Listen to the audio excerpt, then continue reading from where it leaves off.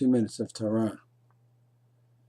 This year is entitled Parsha Tisa, Creativity in Judaism. We read, of course, about the horrible incident, Egel HaZahav, the golden calf, Parsha Tisa, and wonder where the Jews went off the path. All the comments try to make some sense of what's going on. On the one hand, it seems like a horrible mistake, and Jews were killed for it.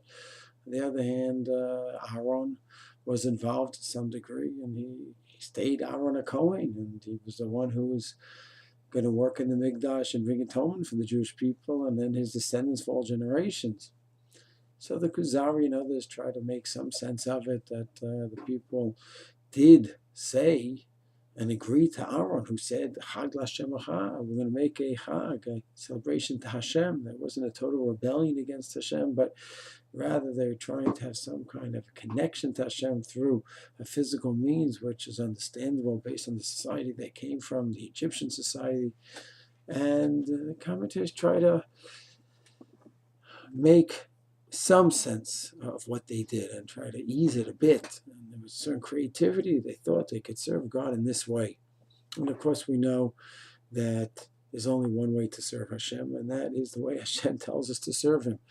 Which is why in the Mishkan, Parshat Ve'akel Pekudei, again, a dozen times about, it says that when they built the Mishkan, Kashet Tzivah Hashem, like Hashem created, like Hashem commanded, Kashet Tzivah Hashem. So we shouldn't think that they built the Mishkan however they felt. On the contrary, it wasn't just in their imagination. It wasn't just they figured, okay, this is how we're going to serve God. No, we're going to serve God just the way He said to. And that's how the Mishkan was going to be. And that, of course, is the antithesis of the ego. Where somehow with the ego, they're going to serve God through this ego, something that they imagine, they feel, and based on their fantasies. The antidote, of course, is Kashet Tzivah Hashem, that we get close to Hashem by being involved in the mitzvahs as He commanded. But there's one important point. So a person thinks, okay, a good Jew is someone who's like a foot soldier following every single halacha, which of course is true, but we should not think that that creative element that was involved in the ego and that's involved in, let's say, Nadav and Avihu, where they want to serve Hashem in their own way, where Hashem didn't command it, that creative element is just is antagonistic to Judaism, as an enemy of Torah and of halacha. It's not true. When that creativity is abused and creates a new path that's against the Torah, then of course it's a disaster. But when that creativity is harnessed and used in a way within Derech Hashem, then of course it's embraced. Even the way the Torah describes B'Tzalel, Lachshov Machshavot, he was brilliant, Chachma, Bina, Tvuna, and he had these ideas. And it even says in the Medrash, he had certain insights that even Moshe didn't have. So he had a certain creativity, but that creativity was harnessed. And so too in every community.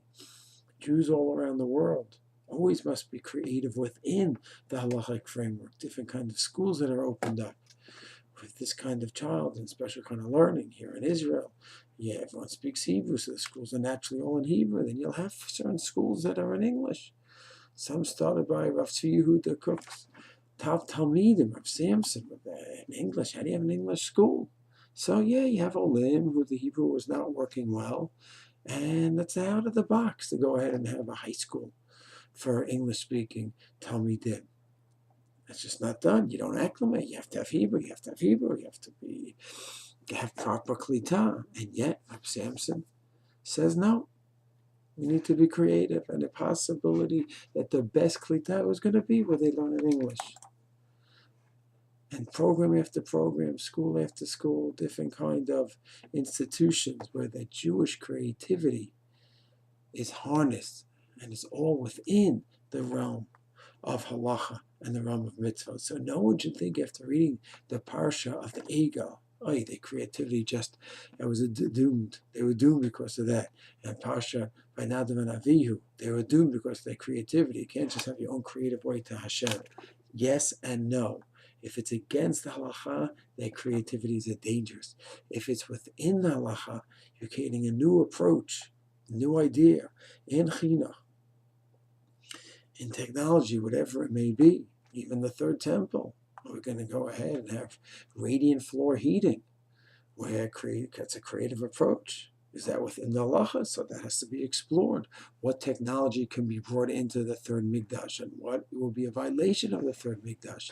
That creative element should be turning 24/7 in a Jew, and always, of course, within the framework of the halachic system. Shalom.